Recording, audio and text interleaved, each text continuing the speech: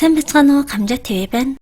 2020 оны 11 сард Японы Шибуяд болсон аллагын хэргийн талаар өнөөдөр ярихаар бэлдсэн. Хэргийн хохирогчийн амьдрал японочдын нийт анхаарлыг татаж, тэр чигт нь хоолойг нь зангируулсан хэрэг гэж хэлж олно. 2020 оны 11 сарын 16-нд үүрийн 5 цагт эргэн тойрондоо дэлгүүр, хоолны газар, орон сууцнуудын дунд байрлах нэг автобусны буудлын дээр болсон хэрэг байгаа. Автобусны буудлын дээр нэг 60 орчим насны эмэгтэй ухаангүй хэвтэж байна гэсэн дуудлага үүрийн 5 цагийн үед цагдаад ирээд дуудлагын дагуу очиж шалгахад Убаяши Мисако гэх 64 настай эмэгтэй зам дээр ухаангүй байдалтай олдсон. Түргэн тусламж очсон ч гэсэн эмнэлэг түргээгдэх замдаа харамсалтай нас орсон байгаа. Автобусны буудлын урд ухаангүй байдалтай олдоод нас орсон 64 настай Мисако нь Шибуя хотын орон гэргүүчүүдийн нэг манайхаар бол гудамжны хүн байдаг.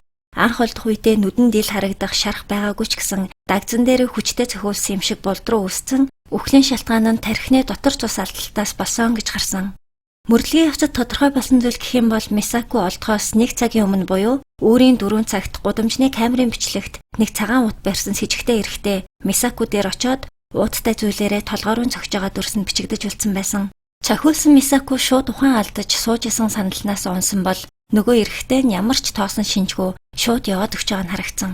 Мисакод тухайн үед нэг том аяллаа чамдаан гар цүнхэнд нь баг зэрэг идэх юм бас цэнэггүй болоод унтарсан утас жолооны өнөмлөх дээрээс нь төрөвчөндөх ердөөл 8 йений хамт байсан. Тэр нь Монгол мөнгөөр 200 төгрөгтэй л байсан гэсэн үг. 200 төгрөгөл бүх хөрөнгө нь байсан энэ гудамжинд тэнүүчилж амьдарч байгаа настай эмэгтэйг яагаад хөнөөсөн гэсэн шалтгаан нь үнэхээр хэлэгч үг олдохооргүй анх удаа сонсож байгаа байж боломгүй шалтгаан байдаг. Яванда бичлэгийн төгсгөлд илүү тодорхой болох байх. Хэрэг болсон автобусны буудлын дээр Мисако тухайн он буюу 2020 оны хавраас эхэлж хоног төрүүлж харагдах болсон юм байна. Ойр орчимд амьдардаг хүмүүсийн ярьснаар бол Мисако маш жижигхэн биетэй 150 см орчим өндөр, богино тайрмал үстэй, байнга цэвэрхэн хувцасладаг. Бас өдөр болгон хувцас солигддог байсан болохоор эхэндээ тентгийн хүмүүс гудамжинд хоног төрүүлдэг хүн юм байна гэдгийг огт мэддэггүй байсан. Шөнө автобус зогсох үеэр тэнд ирээд хажуудаа чемоданаа тавиад суугаагаараа унтчаал өглөө автобус эхэлж хүмүүсийн хөл хөдөлгөөн эхлэхээс өмнө хинт ч гай болохгүй чимээгүй яваад өгдөг байсан байгаа. Тэнд хоолны газар ажиллаулдаг байсан нэг эмэгтэйн хэлснээр бол шөнө 1 цагийн үед автобусны буудлын дээр суугаад гадаа юм идэж байхыг нь олон харсан. Тэгээд шүдээ угаагаад суугаагаараа унтаад өгдөг байсан. Маш тийм тайван амгалан хүн шиг харагдсан гэж хэлж байсан бол бас Мисаког амьд байх үедээ яг тэр автобусны буудлын дээр байхад нь зургийг авч найз руугаа явуулж ясан залуу хэлэхдээ би найздаа энэ хүнийг энд ингээд сууж байхыг нь ажлаа тараад харих замдаа маш олон удаа харлаа. Настай эмэгтэй байх шиг байна. Тусламаар ахын очоод яриа үсгээд үзвэл яах вэ гэд найзаасаа асуухад найз маань эсэргээрээ наад хүн чинь чамайг буруугаар ойлгоод айх байхаа зүгээр орхио гэж зөөлж ясан гэж хэлээд нэгтаршил муутай холоос авсан зурагч гэсэн Мисаког амьд байх нөхцөл байдлыг буулгаж үлдээсэн чухал зураг болохоор сэтгүүлчдэд залуу тэр үедээ туслахгүй явдаа гэд харамсснаа илэрхийлээд өгчээсэн байна. Ер нь сүүлийн үеийн бидний амьдарч байгаа нийгэм өөрөө ялангуяа Япон орон эхэлж хүн дээр очиод яриа үсгэхэд нөгөө хүнээ тухгүй байдалд оруулж эвгүй сэтгэгдэл төрүүлэхээс имээдэг харин хүнээс тусламж хүсье гэхээр хүнд гай болоод цагийн нүрээд байгаа юм шиг мэдрэмжийг авдаг. Тэр хандлага энэ хэрэг дээр надад нэлээх ажиглагдсан. За Мисаког тэр дүүрэгт таньж мэддэг нэг ч хүн байгаагүй.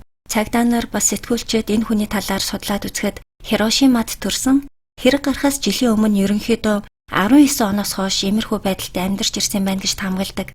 Мисако нас орсноос 5 хоногийн дараа хэргийн с ижигтэн 46 настай Юшида гэх эрэгтэй настай ээж ихээ гараас хөтлөөд цагдаагийн газар ирж бусдыг үхэл түргэх гэмтэл учруулсан хэрэгээр баривчлагдсан.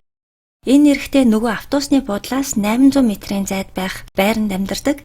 Хэрэг хийсэн шалтгаанаа тайлбарлахдаа би тэр эмэгтэй дээр очиод мөнгө өгье та эндээс холдчих гэхэд эмэгтэй зөвшөөрөөгүй. Тэгэхээр нь ууж дууссан ундааны саванда жижиг чулуунууд түүч хийгээд торондоо хийсэн.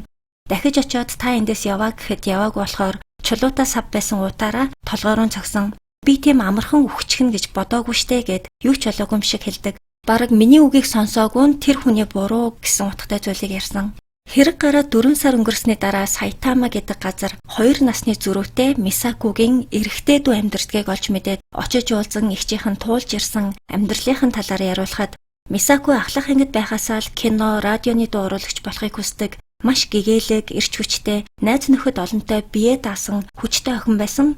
Ахлах сургуулиасаа Хирошимада байх Охтуудын коллежид орж төгссөнийхөө дараа 1977 онд жүжигийн хамтлагт элсэн. Хамтлагийнхан гишүүдийн ярьснаар бол Мисаку ганцхан жүжиглэгч биш, тайзны чимэглэл, зохиолын найруулга, хөтлөлт гэд бүх юмыг хариуцдаг, маш авьяастай ухаалаг, хөөрхөн инээдэг, хизээч юунд ч бусдыг буруутгадаггүй охин байсан. Токио руу нүүснээс нь хойш холбоогүй болоод 40 жил өнгөрснээ дараа мэдээгээр нас орсон гэж нэр нь гарахад үнэхээр их цочирдож, яагаад орон гэргүй хүн болсныг нь их гайхаж итгэж чадахгүй байна гэж ярьдаг. Жүжигийн хамтлагт байхдаа маш том мюзиклд тоглож, өөрийн хоолой авьяасаараа алдарч төрч, гоо зөкслөнгээрээ ч гэсэн гайхагдаж авсан ч жүжигийнхаа хажуугаар хөтлөгчийн сургалтанд суугаад ойр тойрныхоо найз нөхдийн хормын хөтлөлт хийдэг. Бүр сүүлдээ урилгаар энд тэнд очиж хормын хөтлөлт 3 жил гаруй хийж авсан юм байна. 27 настайдаа нөхөртөөгөө танилцж Токиод хормоо хийснийхэн дараа аз жаргалтай сайн сайхан амьдарч байгаа болов гэтэл удаачгүй дүүрүүгээ залгаад би танад хэд хоног байж болох уу гэж асуухад нь дүүн ч гэсэн тэр үед Токиод байсан болохоор болноо хүрээд ир гэхэд нөхөртөө зодуулаад зүгтэж аваагаа хэлсэн. Дүүгиндээ 5 хоног байрлсныхаа дараа төрсөн нутагтаа очиж ээжтэйгээ хамт амьдрах болсон юм байна. Өдөр болгон согтуу нөхөртөө зодуулдаг тэр гэр бүлийн хүчирхээлэлд байсан 1 жилийн хугацаанд Мисаку өөрийнхөө мөрөөдөл, баяр баясгалаа бүр мөсөн алдаж шал өөр хүн болж хувирсан гэж дүүн хэлдэг. 30 гараад Токиод буцаж ирж компьютерийн үйлдвэрт ажилд орж амьдралаа шинээр эхэлсэн ч дахиж хүнтэй гэрлэхгүй ганцаараа байх замыг сонгосон. Дээрээс нь ажил нь өөртөө таарахгүй, өөр ажилд орох гэхээр хөтлөлт жүжиглэлтийн дугуйлан л төгссөн 30 нилийн гарсан мэрэгжилгүй хүнийг авах газар олдог учраас супермаркетуудын янз янзын хүнсний бүтээгдэхүүний амтлагаан дээр нь зогсдог болсон юм байна. Мисаку нас орохоос 6 сарын өмнө хүртэл супермаркетуудын амтлагааны ажлаа хийгээд явж байсан юм байлээ. Тэгэхээр 30 хэд настайгаас хойш 63-4 нас хүртлээр ажилласан байгаа. Хамт ажиллаж байсан хүнийх нь яриагаар бол Мисаку хүүхдэд маш их хайртай, ямар ч бүдүүлэг үйлчлүүлэгч байсан хамгийн найрсгаар ханддаг, үндсэн ажилтан биш цагийн ажилтан байсан болохоор авдаг мөнгөж баг цалингаа аваад шууд түрээсийн байрныхаа төлбөр, газ, цахилгааны төлбөрийг төлөхөөр явдаг, маш хариуцлагатай шудраг хүн байсан гээл хоолон зангираад ярьдаг. Амтлагааны ажил тэр бүр байн гараад байдаггүй, дуутахаар нь л очдог байсан болохоор санхүүгийн хувьд бол хүнд амьдарч ирсэн байлээ. Нас орохоос 4 жилийн өмнө өрөөнийхөө түрээсийг төлж чадаагүй шалтгаанаар хөөгцснөөсөө болоод PC тоглоомын газар эсвэл хямдхан буудлуудаар өдөр хоногийг өнгөрөөдөг болсноор байнга чемодантайгаа ажил дээрээ явж яддаг болсон. Японы PC тоглоомын газар жижиг бүхээгтэй өрөөнүүд байдаг юм шиг байлээ. Тийм болохоор тэнд нь орж унтдаг.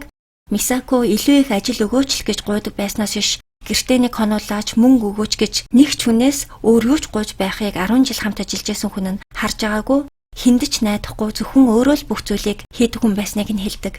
Тэгж явсаар 2020 онд тэртээ тэргүй нөхцөл байдал хүнд байхад дээрээс нь корона дэгдэж бүхэн ажилгүй болоход Мисаку бас дагаад ажилгүй болсон. Яагаад гэвэл хүнсний бүтээгдэхүүний амтлагаа гэдэг чинь өөрөө хүн нэг бүртээ тулж харьцаж бүтээгдэхүүнээ танилцуулдаг, амтлуулдаг ажил болохоор яг жинхнээсээ нэг мөр гудамжинд гарсан байгаа.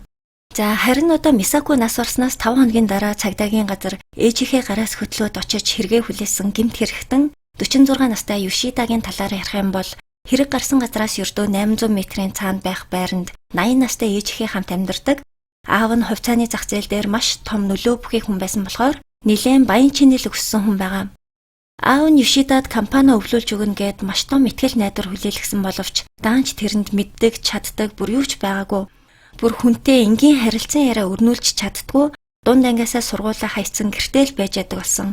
20 хэдэн наснда яг ганцхан л удаа ажилд орж үзээд тэрнээсээ сарч хүрэхгүй гарснаас өөр ямар ч нийгмийн амьдралд оролцож үзээгүй, амьдардаг барилгын нэг давхарт байх хоолны газрыг ээж нь ажилуулдаг болохоор тэр ажилд нь тусалж хүргэлтэнд хаяа явж өгдөг, өөрөөр бол бараг гэрээсээ гардаггүй хүн байсан. Аавынх нь үлдээсэн хит хэдэн барилгыг өөртөө эзэмшдэг болохоор угаасаа ажил хийх шаардлага байгаагүй, тэрний түрээсийн мөнгөөр чимээгүйхэн амьдардаг хүн байсан. Бас тухайн амьдардаг газрынхаа эргэн тойрны хогийг төөж сайн дурын ажил хийдэг, ээжийнхээ үгнээс гардаггүй, хажуунаас нь салахгүй дагдаг мама бой байсан гэж таньдаг хүмүүс нь ярьсан байсан. Багаасаа аавынхаа хатуу шаардлагад нийцэхгүй байнга загнуулж үл тоогддог байсан болохоор ээждээ бас эргэн тойрныхоо орчны өөрчлөлтөнд хит их ач холбогдол өгч улаардаг тийм хүн болж өссөн. Үг дуу цөөтөө мөртлөө тэр хэсэгт амьдардаг бараг бүх хүмүүстэй хэрүүл маргааны асуудалтай байсан. Яагад гэвэл Юшида гэрээсээ гараад харахад тэр гадаах орчинд ямар нэг зүйл өөрчлөгдсөн байхыг бүр харж чаддаггүй. Ямар сайндаа л өөдөөс харсан айл нь хаалган нэрээ ямар нэг зүйл наах эсвэл өөдөөс харсан барилгын хоолны газар гаднаа ямар нэг самбар ч юм уу ваар тавьсан байхыг хараад яагаад ч болохгүй урдны харанд байлга гэж шаарддаг. Тэрнийхээ шалтгааныг миний нүдэнд дассан орчин миний хувьд бүх зүйл шиг минь санагддаг. та нарын ингэж миний амьдрах эрхэнд халдаж болохгүйгээд хэрүүл хийгээд байн ирж зүгээр суулгадаггүй байсан болохоор хүмүүс ч гэсэн төвөгшөөгөөд хэлснээр нь байдаг байсан байгаа. Хог түүдэг сайн дурын ажил нь ч гэсэн өөрийнх нь амьдарч байгаа орчинд ямар ч өөрчлөлт, хог илүү зүйл байх ёсгүй гэсэн сэтгүүн тэр эмгэгтэй нь маш их холбоотой гэж үздэг. Ийм сонин энгийн хүн хизээж ойлгохооргүй сэтгүүтэй хүн яг тэр хэрэг гардаг шөнө гадаа явж байхдаа Мисакуг харсан байгаа. Тэгэхээр Юшидад Мисаку хүн гэдэг утгаараа биш зүгээр л өөрийнх нь хяналтандаа байлгадаг орчинд орж ирсэн хог л гэж харсан болж таарсан. Юшида цагдаа тэлэхдээ мөнгө өгийгээд ч яваагүй болохоор жоохон өвтгчгэл юм бол явчих юм шиг санагдсан. Тийм учраас би саванд чулуу хийгээд саваа уутанд хийж тэр уутаараа цогсон юм а гэсэн зүйлийг ярьдаг. Хэрэг мэдээгээр гарч эхлэхээр угаасаа баригдана гэж бодсноо, ээждээ үнэ хэлээд ятгалганд нь орсноо, ямартай ч өөрөө ирж хэрэгээ хүлээсэн. Энэ хэрэг яагаад шууд аллагын хэрэг биш, бусдыг үхэл түргэх гэмтэл учруулснаар бүртгэгдсэн бэ гэхээр хэрэг хийсэн хүн нь сэтгцэн баг зэрэг асуудалтай юм шиг үнэхээр өхүүлээ гэж цогсноо эсвэл уур нь гинэт түрээ цогсноо гэдгийг тухайн үедээ тогтоох боломжгүй байсан болохоор анх тэгж бүртгэсэн байлаа. Хамгийн инээдтэй нь баригдаад удаагүй батлан даалтаар буцаад гараад ирсэн. Энэ хэрэг чинь 20 онд болсон хэрэг штэ. Гэхдээ шүүх хурал нь 2022 оны 5 сарын 17-нд болох байсан боловч хурал болохоос сарын өмнө Юшида барилгынхаа дээрээс үсрээд амиа оролцсон. Байрных нь хүний хэлснээр бол Юшида нэг өдөр унтаж чадахгүй байна гэд мэдрэлийн эмнэлэг орж нойрны эм бичүүлж аваад явж ийн гэж ярьсан. Бас царай нь маш муу харагдаж яасан гэсэн зүйлийг хэлдэг. Хөгшин настай сул дорой хүнийг хог шармит үзэж цохоод алдсан хүнийг яагаад батлан даалтаар гаргаад ямар ч хариуцлага хүлээлгэхгүй тавиад явуулчихж байгаа юм бэ гэд Японы хууль мөнгөтэй хүний талд үйлчилж гэн цагдаа нар чиргийн шалтгааныг бүрэн тодорхой болгоогүй зэргээр Японы ард иргэд маш их уур бухимдлаа илэрхийлжсэн.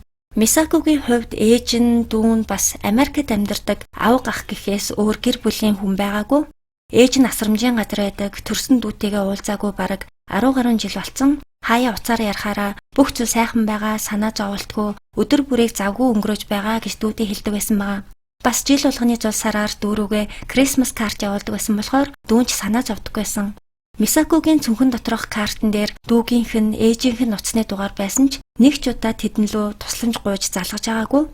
Яг уу гэр бүлдээ ачаа болохыг хүсээгүй байх л та. Мисакугийн дүүн хэлэхдээ цагдаа нар гинэт манад ирээд цогцос таниулах хэрэгтэй байна гэд авч явхад игч минь биш байхаа та нар хүн андуурсан байх гэж бодоод оцсон ч харамсалтай нь мөн байсан. Их тайван унтж байгаа юм шиг харагдчихсан.